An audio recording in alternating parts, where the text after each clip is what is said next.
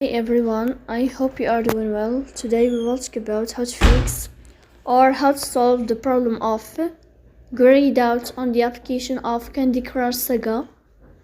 You will click on settings and you will enter.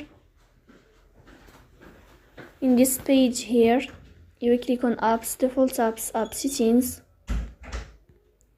Here in this window, you will search about Candy Crush Saga and you will click here. In this page of app info, you will click on first stop and you will click OK.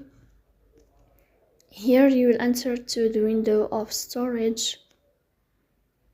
Then we click on clear cache. Here, as you see, we go to Play Store.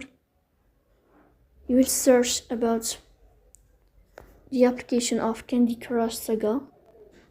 And then here you will update your application in the signs below.